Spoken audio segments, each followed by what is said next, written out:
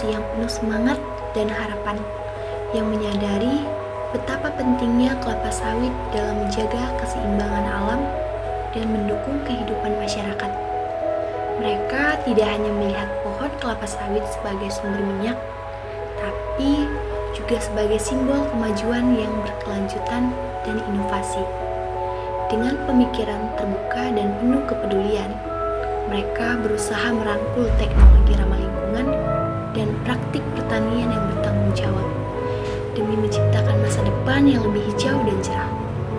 Kelapa sawit milenial percaya bahwa dengan menjaga keberlangsungan industri ini, mereka turut berkontribusi pada pertumbuhan ekonomi, kesejahteraan petani, dan kelestarian bumi untuk generasi yang akan datang.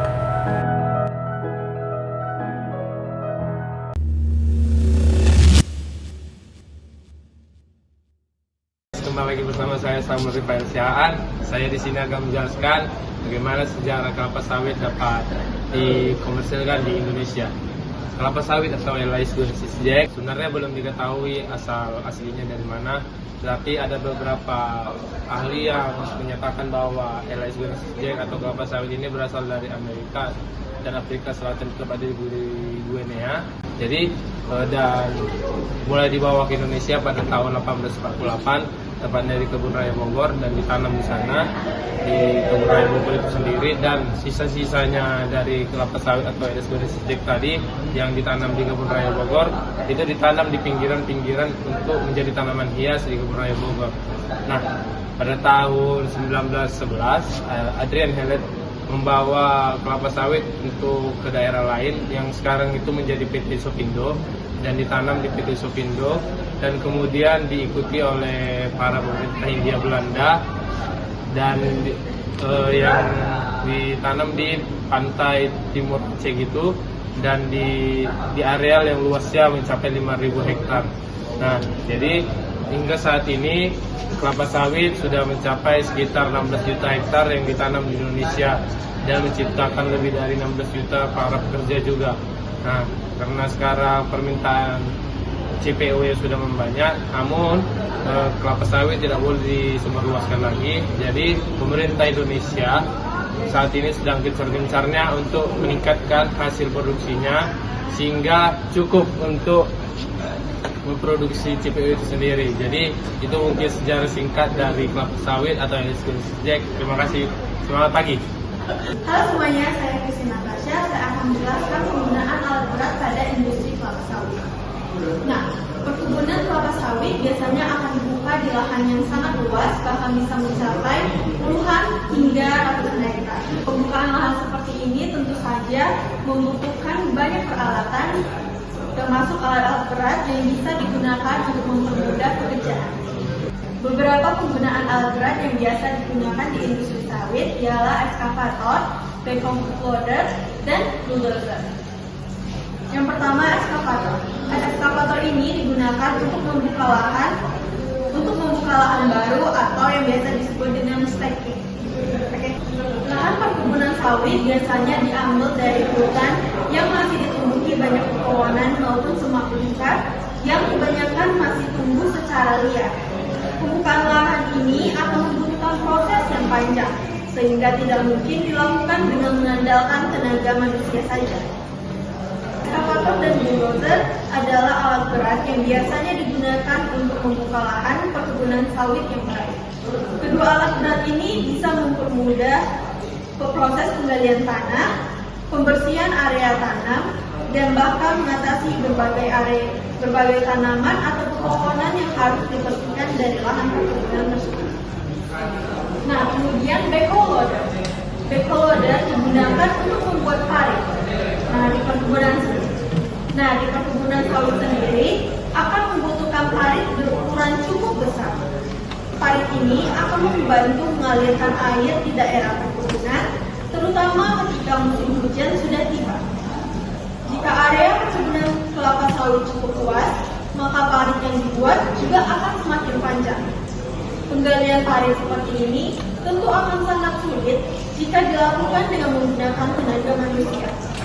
Namun, jika dibantu dengan alat berat perkebunan kelapa sawit, maka pembuatan karet akan bisa berlangsung dengan cepat. Hai Sobat Planters, saya Nur Hamidah. Di sini saya akan menjelaskan tentang pembibitan. Setelah pembukaan lahan yang dilakukan di perkebunan kelapa sawit menggunakan alat mekanisasi bulldozer dan ekskavator, dilakukan pembibitan kelapa sawit. Tujuan pembibitan di sini untuk menghasilkan bibit buah berkualitas unggul yang siap ditanam di lapangan. Untuk varietas unggul kelapa sawit di sini dilakukan persilangan antara varietas gula dan visi merah untuk menghasilkan varietas tenera. Pembibitan pada kelapa sawit dilakukan 2 tahap, yaitu yang pertama ada double stage dan single stage. Pada pembibitan double stage dilakukan lagi 2 tahap, yaitu pembibitan pre-nursery dan mid-nursery. Pada pembibitan pre-nursery dilakukan pembibitan selama 3 bulan menggunakan naungan dan bendengan. Selanjutnya, bibit akan dipindahkan ke polybag yang lebih besar yang dinamakan pembibitan main nursery. Di main nursery, pembibitan akan dilakukan dari bulan ke-4 sampai bulan ke-12 untuk bibit siap tanam kelapa. Pada pembibitan single stage, pembibitan langsung dilakukan menggunakan polybag berukuran besar, yaitu lunch bag dengan ukuran 20 kg. Pada pembibitan ini, bibit langsung ditanam pada lunch bag sampai umur 12 bulan. Perawatan dilakukan pada pre-nursery dan mid-nursery, yaitu yang pertama ada penyiraman, pemupukan, konsolidasi, dan seleksi tanaman. Nah, di sini ada pemupukan pada kelapa sawit. Nah, pemupukan pada kelapa sawit merupakan salah satu aspek penting dalam budidaya tanaman kelapa sawit untuk mencapai hasil produksi yang optimal. Nah, pemupukan bertujuan untuk memenuhi kebutuhan nutrisi tanaman agar dapat tumbuh dengan baik, menghasilkan tandan buah segar yang maksimal, serta menjaga kesehatan tanaman dari kekurangan unsur hara.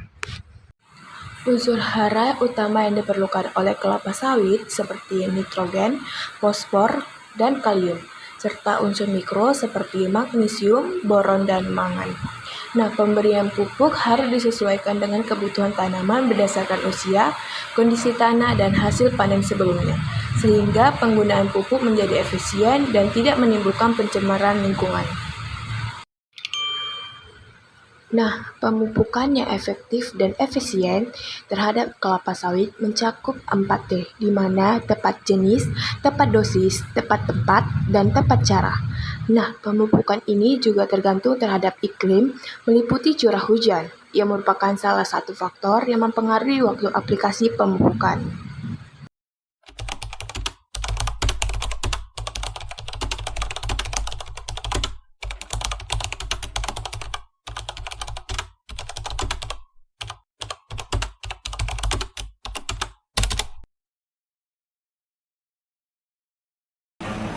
Ekspansi investasi sawit saat ini memang cukup masif.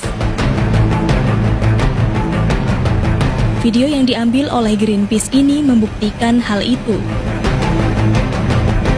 Video ini direkam tahun 2018, menunjukkan pembukaan lahan skala besar. Ribuan hektar hutan Papua ditebang, di atasnya kemudian ditanami bibit sawit. Investasi industri sawit ini kerap memicu konflik dengan masyarakat Papua. Sebab yang dikonversi menjadi kebun sawit kebanyakan adalah hutan adat masyarakat Papua.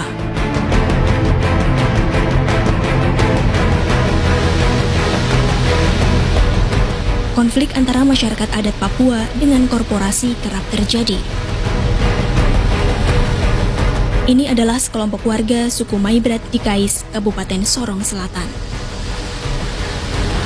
Jadi kita minta sekarang perusahaan membayar ganti rugi kita punya kerusakan material pabrik di area seputar lokasi pabrik. Kita tujuan. Mereka memprotes penyerobotan hutan adat mereka oleh perusahaan sawit. Anak adat kami yang belum. Petani muda masa kini mulai memahami bahwa kelapa sawit bisa dikelola dengan cara yang ramah lingkungan, tanpa harus merusak hutan atau mencemari air dan tanah. Semangat bertani secara berkelanjutan bukan hanya tren, tapi sudah menjadi kebutuhan kalau ingin usaha kebun bertahan dalam jangka panjang. Petani sawit milenial kini lebih terbuka dengan cara-cara baru yang tidak lagi mengandalkan pembukaan lahan dengan cara membakar. Karena mereka tahu bahwa dampak ekologisnya sangat besar. Mereka cenderung memilih untuk mengembangkan kebun di lahan yang memang sudah tersedia atau bekas lahan yang tidak produktif. Di sisi lain, penggunaan pupuk dan pestisida juga lebih bijak. Petani muda mulai beralih ke bahan organik atau membuat kompos dari limbah sawit itu sendiri. Ini bukan cuma menghemat biaya, tapi juga menjaga kesehatan tanah dan mencegah pencemaran air. Tak hanya itu, limbah dari hasil panen seperti tandan kosong, abu pembakaran, dan air limbah dari pabrik pengolahan sawit juga dimanfaatkan kembali. Kesadaran ini membuktikan bahwa generasi baru petani sawit punya semangat untuk tidak hanya panen besar, tapi juga bertanggung jawab terhadap lingkungan di sekitarnya.